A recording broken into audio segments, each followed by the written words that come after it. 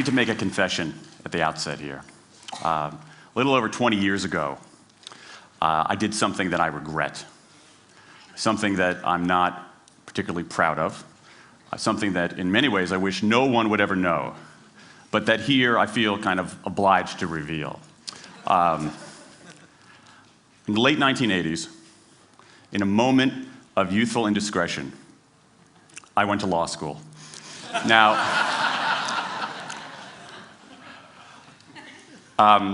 in America, law is a professional degree. You get your university degree, then you go on to law school. And when I got to law school, I didn't do very well. To put it mildly, I didn't do very well. I, in fact, graduated in the part of my law school class that made the top 90% possible. Thank you. I never practiced law a day in my life. I pretty much wasn't allowed to. But today, against my better judgment, against the advice of my own wife, I want to try to dust off some of those legal skills, what's left of those legal skills. I don't want to tell you a story. I want to make a case. I want to make a hard-headed, evidence-based, dare I say lawyerly case for rethinking how we run our businesses. So, ladies and gentlemen of the jury, take a look at this. This is called the candle problem. Some of you might have seen this before. It was created in 1945 by a psychologist named Carl Duncker. Carl Duncker created this experiment that's used in a whole variety of experiments in behavioral science. And here's how it works. Suppose I'm the experimenter. I bring you into a room. I give you a candle, some thumbtacks, and some matches. And I say to you, your job is to attach the candle to the wall so the wax doesn't drip onto the table. Now, what would you do? Many people begin trying to thumbtack the candle to the wall. Doesn't work. Some people, and I saw somebody kind of make the motion over here, some people have a great idea where they light the match, melt the side of the candle, try to adhere it to the wall. It's an awesome idea, doesn't work. And eventually, after 5 or 10 minutes, most people figure out the solution, which you can see here. The key is to overcome what's called functional fixedness. You look at that box and you see it only as a receptacle for the tacks, but it can also have this other function as a platform for the candle. The candle problem. Now, I want to tell you about an experiment using the candle problem done by a scientist named Sam Glucksberg, who's now at Princeton University in the US. This shows the power of incentives. Here's what he did. He gathered his participants and he said, I'm going to time you how quickly you can solve this problem. To one group, he said, I'm going to time you to establish norms, averages, for how long it typically takes someone to solve this sort of problem. To the second group, he offered rewards. He said, if you're in the top 25% of the fastest times, you get $5. If you're the fastest of everyone we're testing here today, you get $20. Okay, now this is several years ago, adjusted for inflation. It's a decent sum of money for a few minutes of work. Okay, it's a nice motivator. Question, how much faster did this group solve the problem? Answer, it took them on average 3.5 minutes longer. 3.5 minutes longer. Now this makes no sense, right? I mean, I'm an American, I believe in free markets, that's not how it's supposed to work, right? If you want people to perform better, you reward them, right? Bonuses, commissions, their own reality show, incentivize them. That's how business works, but that's not happening here. You've got an incentive designed to sharpen thinking and accelerate creativity, and it does just the opposite. It dulls thinking and blocks creativity. And what's interesting about this experiment is that it's not an aberration. This has been replicated over and over and over again for nearly 40 years. These contingent motivators. If you do this, then you get that, work in some circumstances, but for a lot of tasks, they actually either don't work or often they do harm. This is one of the most robust findings in social science and also one of the most ignored. I spent the last couple of years looking at the science of human motivation, particularly the dynamics of extrinsic motivators and intrinsic motivators. And I'm telling you, it's not even close. If you look at the science, there is a mismatch between what science knows and what business does. And what's alarming here is that our business operating system, think of the set of assumptions and protocols beneath our businesses, how we motivate people, how we apply our human resources. It's built entirely around these extrinsic motivators, around carrots and sticks. That's actually fine for many kinds of 20th century tasks. But for 21st century tasks, that mechanistic reward and punishment approach doesn't work, often doesn't work, and often does harm. Let me show you what I mean. So Glucksberg did another experiment similar to this, where he presented the problem in a slightly different way, like this up here. Okay? Attach the candle to the wall so the wax doesn't drip onto the table. Same deal. You were timing for norms. You were incentivizing. What happened this time? This time, the incentivized group kicked the other group's butt. Why? Because when the tacks are out of the box, it's pretty easy, isn't it? If-then rewards work really well for those sorts of tasks, where there's a simple set of rules and a clear destination to go to. Rewards, by their very nature, narrow our focus, concentrate the mind. That's why they work in so many cases. And so for tasks like this, a narrowed focus where you just see the goal right there, zoom straight ahead to it, they work really well. But for the real candle problem, you don't want to be looking like this. The solution's not over here. The solution's on the periphery. You want to be looking around. That reward actually narrows our focus and restricts our possibility. Let me tell you why this is so important. In Western Europe, in many parts of Asia, in North America, in Australia, white-collar workers are doing less of this kind of work and more of this kind of work.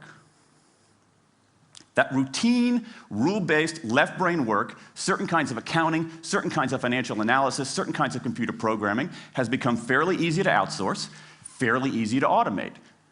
Software can do it faster.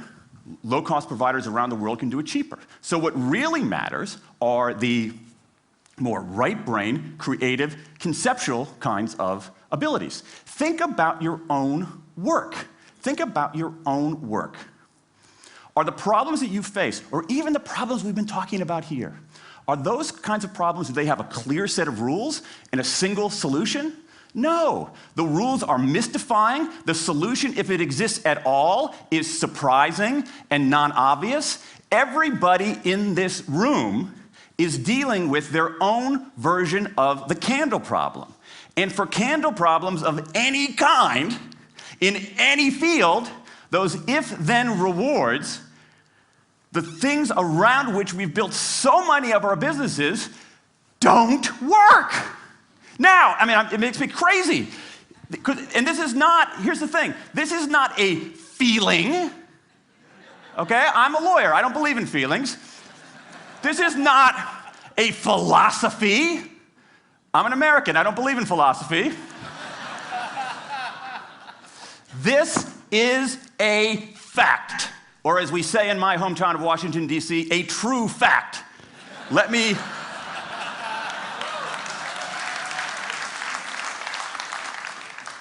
give you an example of what I mean. Let me marshal the evidence here, because I'm not telling you a story, I'm making a case, ladies and gentlemen of the jury. Some evidence. Dan Ariely, one of the great economists of our time, he and 3 colleagues did a study of some MIT students. They gave these MIT students a bunch of games that involved creativity and motor skills and concentration. And they offered them for performance 3 levels of rewards.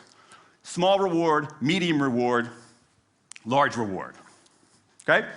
Do really well, you get the large reward, on down. What happened?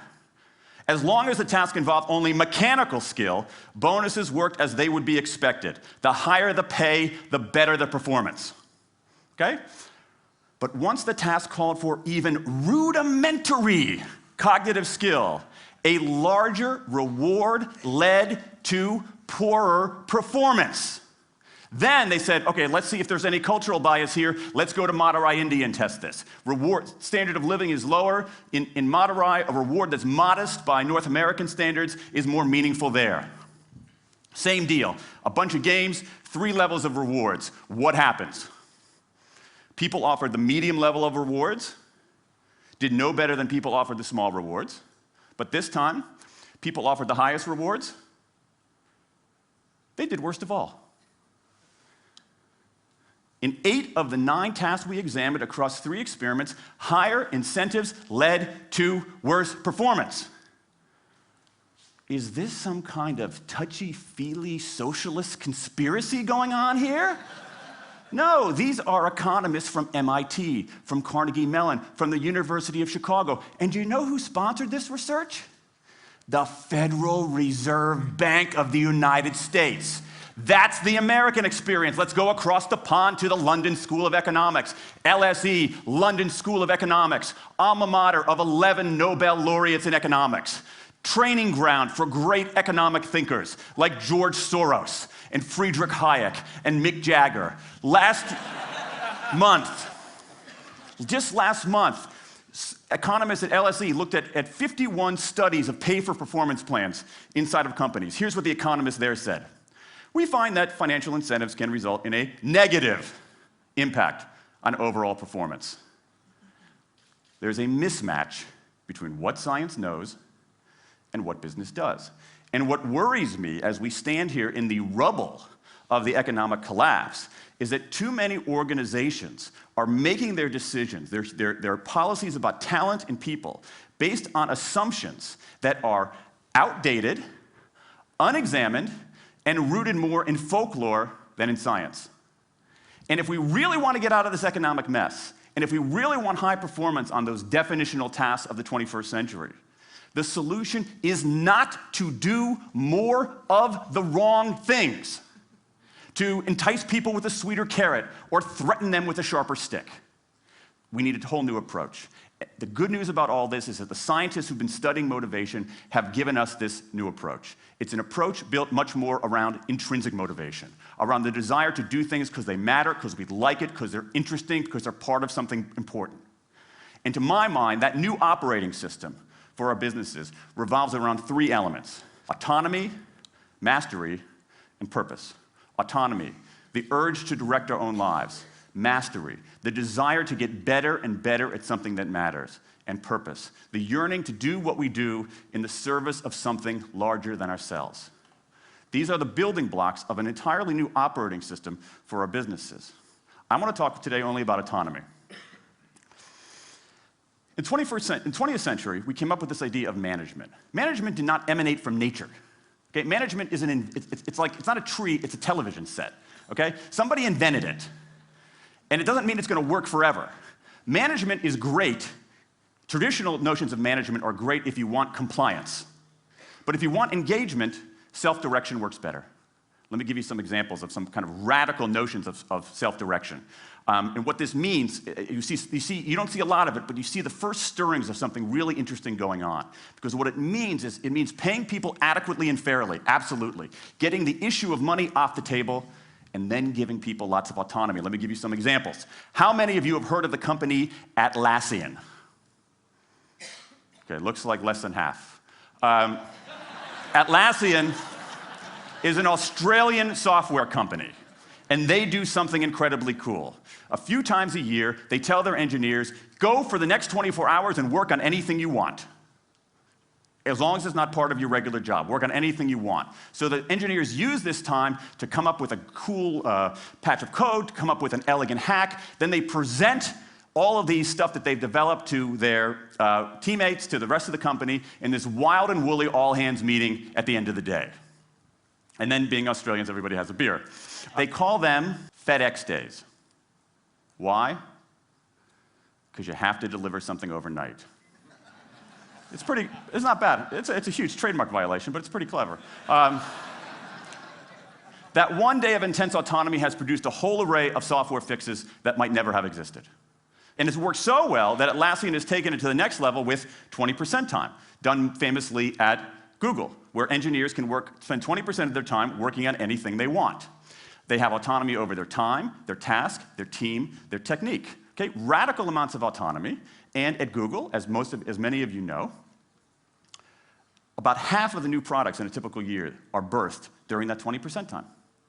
Things like Gmail, Orchid, Google News. Let me give you an even more radical example of it. Something called the results-only work environment, the ROW, created by 2 American consultants in place at about a dozen companies around North America. In a ROW, people don't have schedules. They show up when they want. They don't have to be in the office at a certain time or any time. They just have to get their work done. How they do it, when they do it, where they do it, is totally up to them. Meetings in these kinds of environments are optional. What happens? Almost across the board. Productivity goes up, worker engagement goes up, worker satisfaction goes up, turnover goes down. Autonomy, mastery, and purpose. These are the building blocks of a new way of doing things. Now, some of you might look at this and say, that sounds nice, but it's utopian. And I say, nope. I have proof. In the mid-1990s, Microsoft started an encyclopedia called Encarta. They had deployed all the right incentives. All the right incentives. They paid professionals to write and edit thousands of articles. Well-compensated managers oversaw the whole thing to make sure it came in on budget and on time. A few years later, another encyclopedia got started. Different model, right? Do it for fun. No one gets paid a cent or a euro or a yen. Do it because you like to do it. Now, if you had, just 10 years ago, if you had gone to an economist anywhere and said, hey, I got these 2 different models for creating an encyclopedia. If they went head-to-head, who would win? 10 years ago, you could not have found a single sober economist anywhere on planet Earth who would have predicted the Wikipedia model. This is the titanic battle between these 2 approaches. This is the Ali Frazier of motivation, right? This is the thriller in Manila, all right? Intrinsic motivators versus extrinsic motivators. Autonomy, mastery, and purpose versus carrots and sticks. And who wins? Intrinsic motivation, autonomy, mastery, and purpose in a knockout. Let me wrap up. There's a mismatch between what science knows and what business does, and here's what science knows. 1, those 20th century rewards, those motivators we think are the natural part of business, do work, but only in a surprisingly narrow band of circumstances.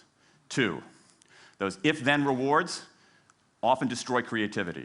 3, the secret to high performance isn't rewards and punishments, but that unseen intrinsic drive, the drive to do things for their own sake, the drive to do things because they matter. And here's the best part.